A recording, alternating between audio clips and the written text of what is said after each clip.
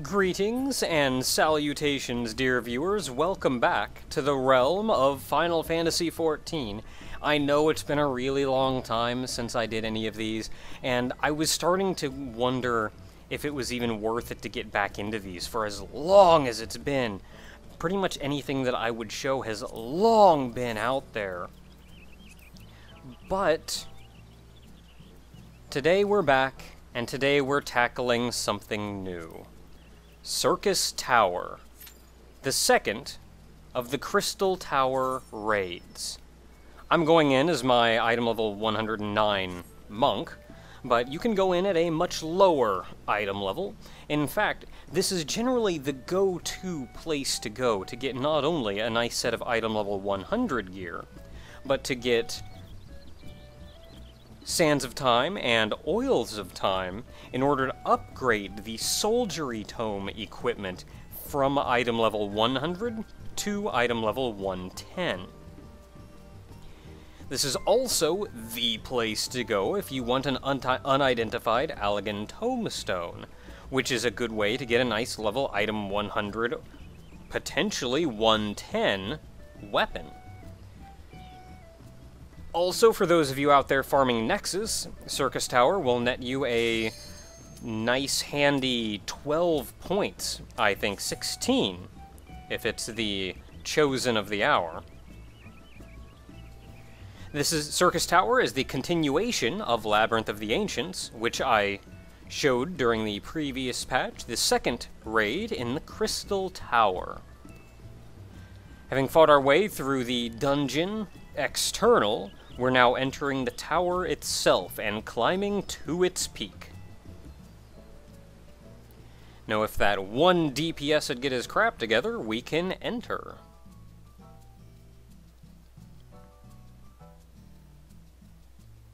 Normally, there would be a cutscene here at the very beginning. Of course, I've set my setting to skip cutscenes that we've seen. And say hello to your group of friends. There are 3 full parties here. An alliance. You'll notice the party layout is a little bit different, though. And by a little bit different, I mean each group, each party, only has 1 tank. Which is then, the second tank then, is replaced by a 5th DPS. And that's because Syrcus Tower, unlike Labyrinth of the Ancients, actually focuses a fair bit more on working together as a group, instead of working as 3 individual parties. And to be honest, in that regard, I'm not as happy with it. It's really just throwing more people at a mass, and it seems less necessary to have a full alliance. But with that said and done, as soon as somebody's done watching a cutscene, there we go, we can head on in. If you look up in the upper left, I am currently in Alliance C. A and B, you can see in the upper right-hand corner. The first thing you're going to be doing is climbing up the stairs and bringing you to the very first fight. Syrcus Tower is laid out in a pretty standard way. It goes trash pull, boss, trash pull, boss, trash pull, boss, boss. And so we are greeted by our first trash pull. Now, despite being a trash pull, there are a number of enemies in here that can give you some trouble. Also, unlike in Labyrinth of the Ancients, there's not nearly as much rhyme or reason to how you should go about dealing with these. In fact, you'll generally just see a tank run up and grab everything, and tank everything all at once. And then you just AoE everything down. The dragon in the center, of course, is going to be one of the more dangerous things to defeat. However, I highly suggest killing the Oceanus first. The 2 of them, anyway. I say that because unlike many of the other enemies, they do a large number of AoEs. They actually have an attack that hits in a wide cleave in front of them. So you'll see me generally focusing down the two Oceanuses, then going for the Yellow Dragon, then cleaning up the Shinobis and Kunoichis afterwards. The Shinobis and Kunoichis tend not to do too much of terrible note, but they do have a lot of HP, since you would expect an alliance to be beating on them. The Yellow Dragon has a large cleave in front of him, as well as a directional AoE with no real heads up, so you just kind of have to eat it. The Oceanus, as I mentioned, has a number of AoEs. It has a long distance AoE, and a cleave in front of him as well, which, again, that's why I focused on them first. I used to go... Oh, there's a couple Dark Generals as well. The Dark Generals hit a little bit harder, but still don't do that much of note. With the first trash pull down, we can continue on. We simply move up the stairs, and we're brought to fight number 2.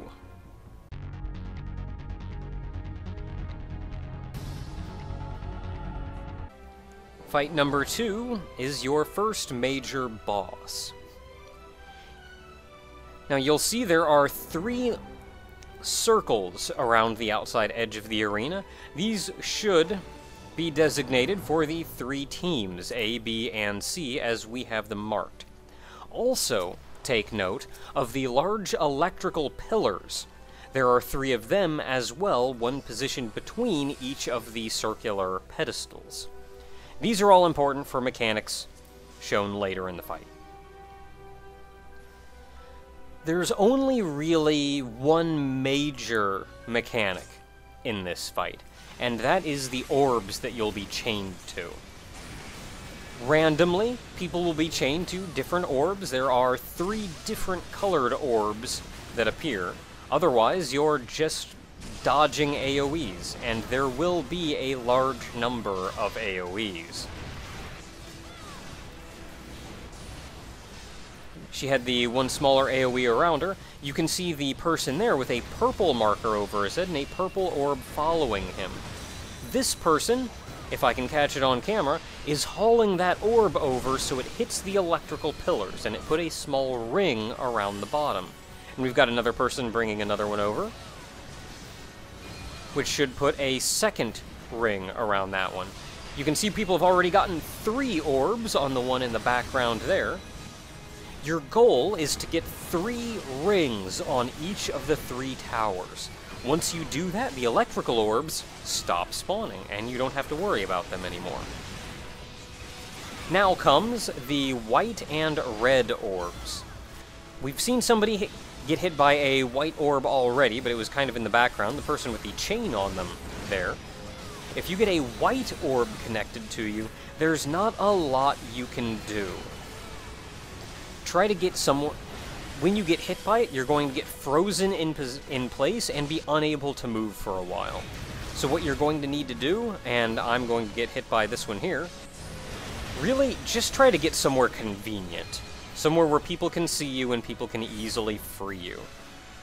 And I'm going to be perfectly honest, I have no idea where to stand and not get hit by 100 AoEs with that. Because while you're frozen, you do still take AoE damage if, say, the various rings show up around the area. Now, the only way to free you is to get hit by a fire orb, which hopefully I'll be hit by this one here. Getting hit by the fire orb will hurt, but it will free you. It will also plop down a little circle of water on the ground. Now, when the boss uses Ancient Flare, you're going to take quite a bit of damage from that, but if you're standing in one of those watery circles, you'll take very minimal damage. So look for those when you see her casting. And that's mostly it for the greater part of the fight. Keep dodging, keep either getting frozen or freeing people if you get hit by the white or red orbs. The Staff of Eldering spawns, a lot of them will spawn. Don't bother with them. I think they can be killed, but I honestly think they just respawn almost immediately, so I don't think it does any good. And all they do is plant down AoEs that you can just dodge anyway. So just ignore them and keep dodging. Now, one thing you do not want to do is, if somebody is... Oh, before that, once she gets her HP low enough, she'll start casting Daybreak. Now, to Daybreak, go to your labeled platform. Alliance C goes to Platform C. Get enough people on all 3 platforms, and you'll see a mirror appear around her, and she casts the spell on herself. Immediately after, 3 ads will spawn, so take care of them. There's 2 Oceanus and a single Dark General. I try to get to the Oceanus about as fast as I can, but you want to kill the enemy that spawns near your group. But I try to get to it as fast as I can, if only because I'm never confident that the tank is really going to be on it. Our tank was actually on it this time, so all seemed to be well. The Dark General there. But what the boss casts during Daybreak is essentially Petrify, and will petrify everyone in the arena. However, if you manage to put that mirror up around her, instead of hitting everyone else, it will hit only her, and give you a couple seconds to deal with the ads that are then going to spawn, and not just be stoned and dying. Now, we're not doing so hot against this boss, but this is a wonderful run, let me tell you. You can see Alliance A is starting to go down. We've lost 2 people in our own alliance. We've got people starting to limit break because her health is getting a little bit low. So, not going bad, but rest assured we make it out alive. A couple points of note, though, is the ice orbs and the fire orbs. If you let the fire orb get close enough to hit you, it will still explode and hurt you. If you're chained to it. Do not let that happen while you're standing in a watery pool, or it will melt the water. Similarly, if you have an ice orb coming after you, do not stand in a watery pool when you get hit by the ice orb. And I've got an ice and fire orb chained to me. This is new. So there's the ice, and will the fire free me before she dies? Well, I got hit by it. But if you get hit by an ice orb while you're standing in a watery pool, you will freeze not only yourself, but everyone else standing in that watery pool. For beating her, though, you are gifted with a single piece of item level 100 gear for you to lot on. And with that, you've downed the first boss of Syrcus Tower. So we continue up the stairs, another flight of stairs to another circular platform. I'm also not so impressed with the... Watch the monk there just auto-run straight into the fight, by the way. Now, at this point, I'm not really sure if we're just going to wipe or what. So I'm looking around, deciding whether or not I want to just get out of the arena and let the wipe happen, or if we've actually got a chance. I decided to stay in, because it looked like most everybody was already in. And even if something catches you off guard, if most people are in, you can still generally recover. As it turns out, I think a lot more people were out of the arena than I expected. Now, of the enemies here, there are, I believe, 3 Gomories and 3 Asherons. Yes, Acheron. They changed the name of the boss of Labyrinth of the Ancients. He is no longer Acheron. He's got a new name. This guy is Acheron. Weird translation and how things translate and the like. But regardless, things are not going well. I tend to go for Acherons first, because they have a lot of AoEs, they hit hard, they can hurt a lot of people. And I've apparently pulled hate on this one, so I'm just going to tank the crap out of them. I put Fists of Earth up. I think at some point I used Featherfoot. I may even put up Bloodbath at some point. But I'm tanking him. I don't know what happened to the other tanks. They're both alive, but nobody's tanking this Acheron, so I guess I am. Go me! Now, not necessarily the Asherons, but when you kill all 3 Gomeries, which you can see are slowly being killed in the background, something else spawns to give you a grand day. So that's 1 Asheron down that I effectively soloed. Somebody was healing me, but that aside. Going to try to kill a second Asheron here. The Gomeries are off in the distance getting beat down. Now, the Gomeries do cast a small AoE. It's just directly in front of them, so I guess you could call it a short directional AoE. But being an AoE can hit multiple people, so if you end up standing in the middle of a whole bunch of Gomeries, it'll hurt. Now, with the Gomeries dead, a green dragon has spawned. He uses poison-based attacks, and again, I don't know why people aren't tanking him unless the tanks got locked out of the arena, which is perfectly reasonable. But right now, the Gomeries are dead, and the green dragon is the only thing alive. We've got one guy, one tank, Darius over there, who's doing a pretty decent job of keeping him up, but I'm not entirely sure what's up with the healers. It does appear like Alliance B has lost a healer, though, via disconnect, or perhaps he just left. So the tank of Alliance B is not getting healed. And I was second on his crap list. Now, I second wind, I even got a psychic on me for like 1600 HP, but the green dragon hits like a truck. You're going to want an actual tank tanking that one. But when the green dragon hits about half HP... Hey, Blueheart, you want to go in there and help him? I mean, you were kind of the guy who ticked everybody off in the first place. You want to... Thank you. When you get the green dragon down to about half HP, Doga's clones and another clone. I just see 3 Doga's clones. There's another type of clone. Une's clone. There we are. A fair number of them will start spawning, and as you kill them, more will continue spawning in. You just gotta fight your way through them. Typically, when we're not in a half-wipe situation, it's simple enough to simply have a tank on the green dragon, you beat down the green dragon while these guys are spawning. The other 2 tanks go and grab the clones and hold them while everybody just beats down the green dragon. It's half dead anyway, just finish it off, then go beat on the clones. Seems like most people are getting up and fighting and stuff, so the Doga's clones and Une's clones should go down soon enough. A melee can tank the clones if they need to. I wouldn't tank more than 1 or 2 of them, but you can if need be. They're generally mages, cast mage spells and things. I took that raise at the last second. I'm not sure why, because now I have weakness on me, and I'm weak going into the next boss. Go me. So up another flight of stairs to bring us to the second boss.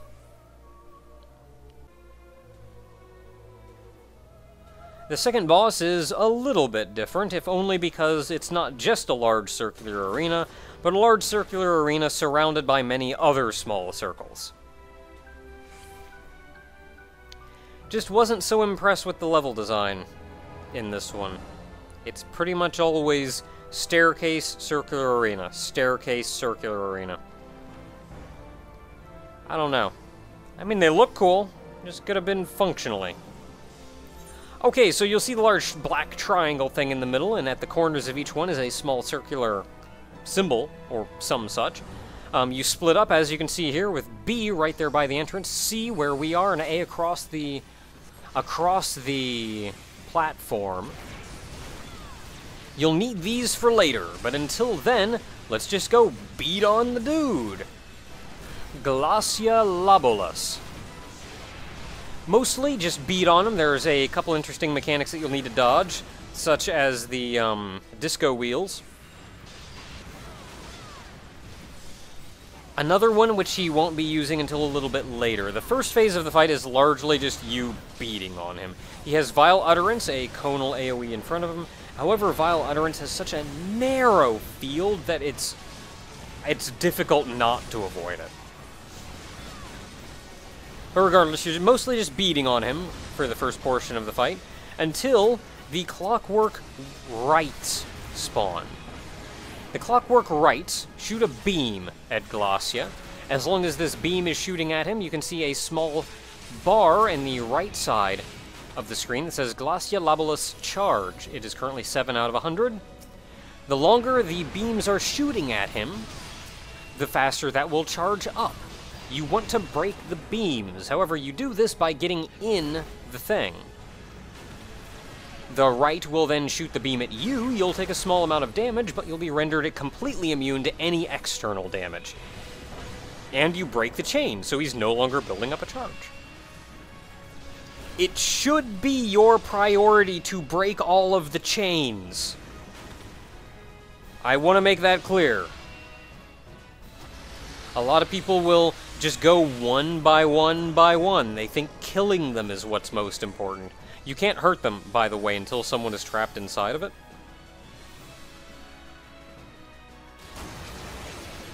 But how much charge he has brought up determines how much that attack does to you. And then that just brings you into the next little phase of the fight, which is much the same as the previous phase, only it also adds these spinning wheels of pain. Hunter's Moon. He's also got another new attack to his repertoire, which was the donut-like effect you saw up here, which is a pretty good way to hit mages and range DPS. Melee are generally close enough to be safe by it, though you do have to keep an eye out for the flaming wheels.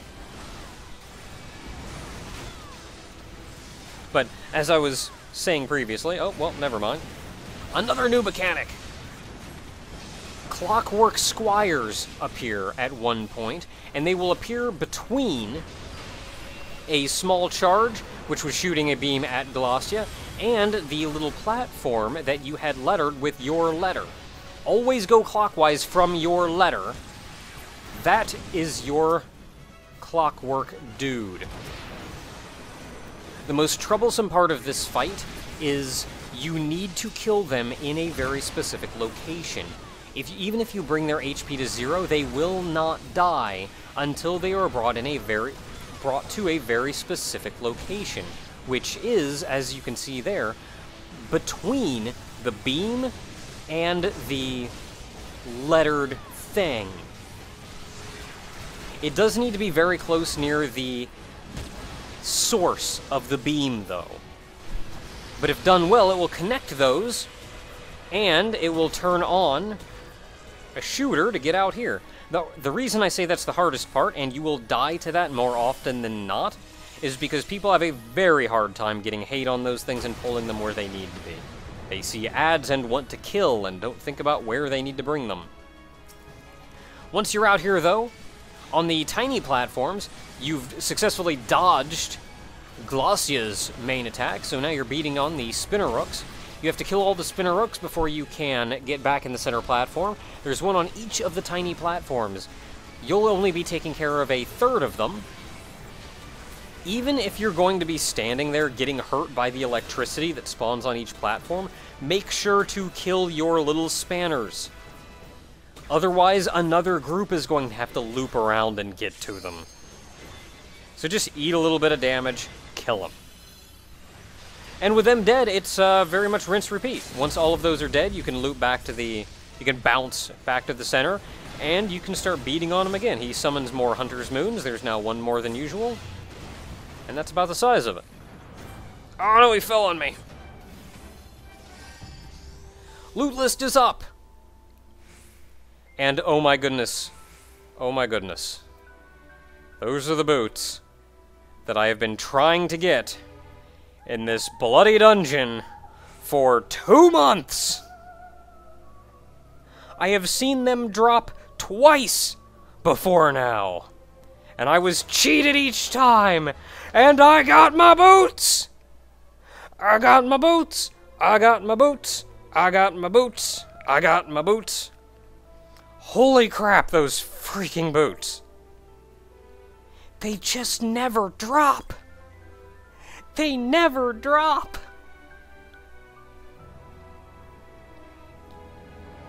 With that aside, we move forward now. I think after the tragedy with the previous ad group, the group decided to, the Alliance as a whole, decided to get its crap together. And now they're actually fighting a lot more reasonably. Here you can see 3 Azers and the Red Dragon floating in the air behind them. You have to kill the 3 Azers before the Red Dragon comes down. All the while, the Red Dragon will be shooting crap at you. Also, keep an eye out for somebody with a green symbol over their head, because that is the Red Dragon targeting someone to do that. I didn't have the camera turned around, I didn't see the effect. You'll see it later on, though. Now, the biggest thing that Azers will do is use the conal AoE. The most dangerous thing they'll do is they'll use the conal AoE you just saw, which is like, it's called Double Fist or something of the sort. I've, for whatever reason, disabled the thing in the chat log so you can't tell. If you get hit by that, you will almost die. Just don't get hit by it. Now, once all 3 of them are dead, the Red Dragon will do another dive bomb. You'll actually see the green symbol over someone's head, which you would have seen. I was talking about something else at the time. He'll dive bomb them and then land. After he lands, 2 ads spawn. As the Red Dragon gets defeated, or perhaps it's just time, 2 more ads will spawn. So there are 4 little dudes running around and the Red Dragon himself. I used to go try to kill the little ads first. There they are. I used to try to kill the little ads first because I figured nobody wanted to do it. But then I figured generally everybody just wants to kill the Red Dragon first because it's big and menacing and it's a dragon. So I figure I'll just help them beat that down quickly. And with it beat down quickly, we can take these guys down faster. Now, of the enemies here, the Abaira are typical gargoyles, so they can use the little circular AoE thing. And the other guys, to be honest, I forget what even do. There's not a lot to worry about other than if you see something on the ground, don't get hit by it. I will make special note, though, that I remember how much the Azer's double fist thing hurts. Because it hurts. I have died to that when I didn't even know what hit me. With that done, head up the red carpet and we can arrive at our 3rd boss. We're done with the trash pulls right now. Amon is here. As previous. The arena has 3 little golden symbols, I guess you could say, on the... I was about to say corners, but it's a circle. There's 3 of them, though. Right near the entrance is where Alliance B, or Group Party B, needs to be. C is over on the right where we are, and A is across the way. These will be very important for later on, as always. The biggest deal with this fight is dealing with the ads. There are a lot of ads in this fight, so you need to take care of your ads very quickly. They will generally all spawn right there at the entrance where your marker is, where our marker is, and it'll usually be pretty obvious when one spawns. But at least for the first part of the fight, not much to deal with. Amon is a mage, so of course he's using a thunder spell there, which is a dropped AoE. I've never figured out an appropriate name for that. Experimental byproduct number 66 will arrive on a flash. You'll even hear the sound effect for it. They will all slowly make their way towards Amon. If they get to Amon, they will explode and hurt everyone. Thundega Forte going off, it will generally hit mages, so they need to be aware. Blizzaga Forte is the one that was a circular AoE directly around him, so melee need to get away. But listen for the sound effect and look around, and you can see over there on the left, a Kumkum has spawned. 2 of these spawn at a time. So the 2 tanks that are not tanking Amon need to grab the Kumkums. At the same time, these little purple orbs will spawn. If you can yank them into the Kumkums, it will cast minimum on them and make them very tiny and beat-upable. It's actually the advised way to take them down, because otherwise the Kumkums are actually an amount of a threat. But once you've hit them with minimum, not as big a deal. Of note, if the orb, since the orb is moving towards you, if you don't hit a Kum with it, you can get hit with it yourself, and you will be hit by minimum. Not a good deal.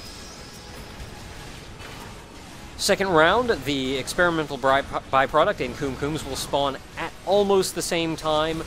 Your priority is killing the experimental byproduct. Defeat it first, because if it gets to Amon, otherwise it'll explode and hurt everybody. So, back to beating on the Kums of that round, and we can get back to fighting Amon. Now, of note, if you don't want to get hit with minimum, but you don't really have a Kum left to hit with minimum, you can just run around the arena for a little while, and eventually it'll disappear. It kind of helps that I have something like Fists of Wind to help me in that regard. Now, another fancy thing that happens, you can see a number of people have been turned into frogs.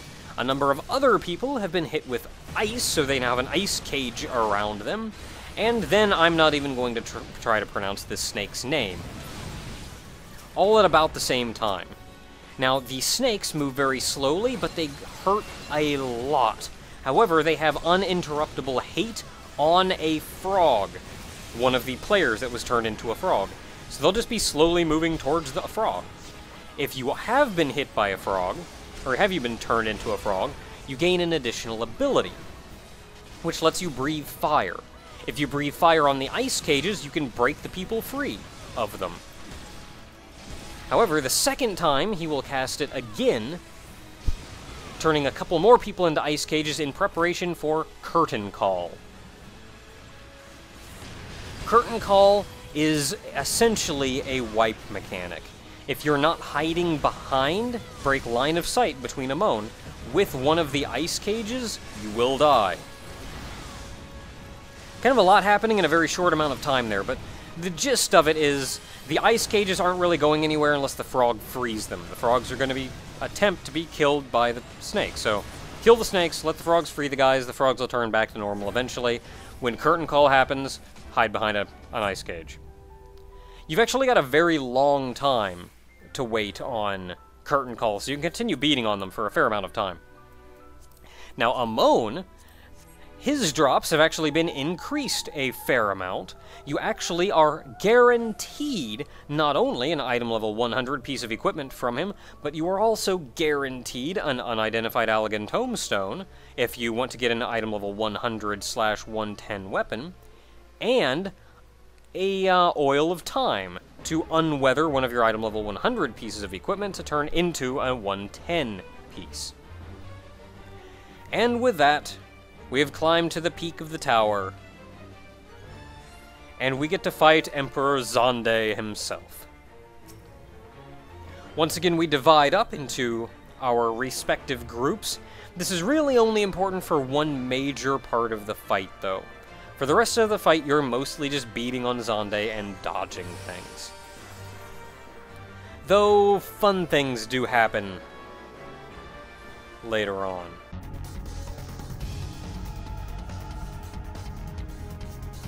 And they're off. As usual, for the first part of the fight, you generally just get an opportunity to beat on him for a while. You generally don't want to stand in front of him, though, because that slam that he just did there is actually directional. It will hit everybody over there. There's also the knuckle press, which I've seen many tanks stand there and say, "Oh, I can just take this." Don't take it. It's got a knockback to it. So even if you don't get hurt much by it, if the tank gets knocked back, it's annoying for everybody. He's also got Burning Rave, which was the AoEs you saw drop down, aimed at the mages in back. And then Aura Cannon, which is terrifying, which is a very, very large directional AoE. Knuckle Press again. At the very least, at the beginning, just beat on him a little bit. But you'll see this happen at one point. There's a number of yellow circles that appear. You need one and only one person in each of those yellow circles. If you do not have a person in one of them, once the timer runs out, it will explode and hurt everybody. If all of them go off, you'll probably wipe. you can generally miss a couple of them without too much worry. But still, it's damage that could easily be avoided. It's unnecessary to put more than one person in each one, though. More people isn't really helping the problem.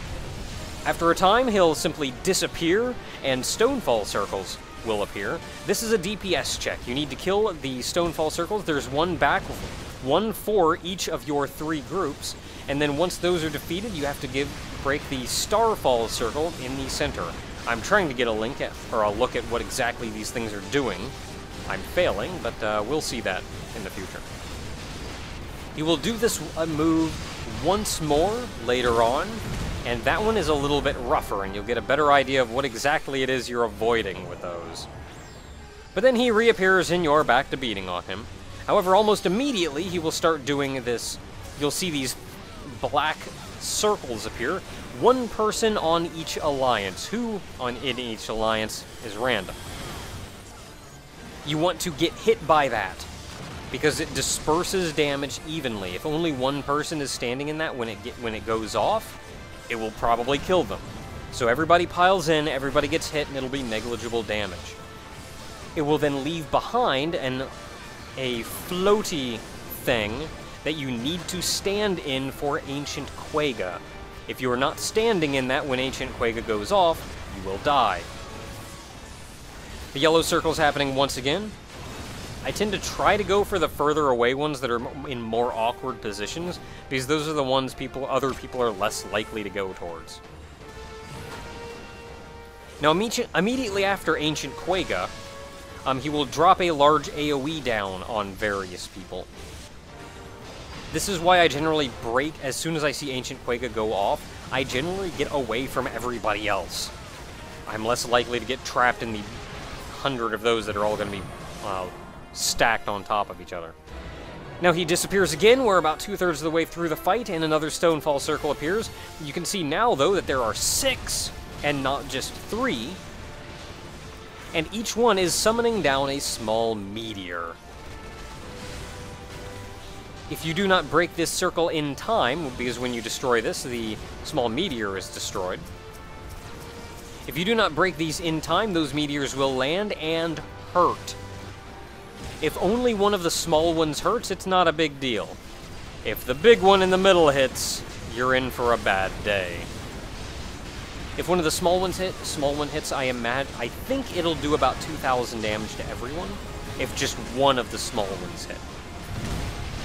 If the big one in the middle hits, it's a wipe, to be honest. That's the second DPS check, and from here, you don't have to worry about any more DPS checks. Just wail on Xande. You've got the black circles again. You've got Blueheart there, who doesn't seem to understand the mechanics of that, and he got hit twice. Don't stack them. You want them separated. Otherwise, people are just taking more and more damage. But immediately after Ancient Quagga, I kind of break formation so I don't get hit by that. And then you're back to beating on Xande again. No more fancy things to interrupt. Nothing too huge from here. He's going to drop down the little yellow circles again, and then potentially the big black ones and do Ancient Quagga again. But that's it for the most part. At this point, the fancy stuff is done. I'm going to try to get in this before it goes off. As I said before, if you get more than one person in each one, that's just more people getting hit by the little bit of damage that happens on the inside of each one. One and only one person in each. But again, basic mechanics, you've been dealing with them the entire fight up until now. Keep wailing on him, and claim your win. And it would appear that this was the chosen battle of the 2-hour period, because we got a newborn star out of this one. Nice. Still a long ways off of getting Nexus, though. Now, for beating him, you are gifted with 5, count them, 5 items, guaranteed. You are given 1 item level 100 piece of equipment, 1 Unidentified Allaghan Tomestone, 2 Sands of Time, and 1 Oil of Time. The Sands of Time are used for unweathering your main body equipment, and the Oil of Time is used for unweathering the accessories. But thus ends Syrcus Tower. Until next time, everyone.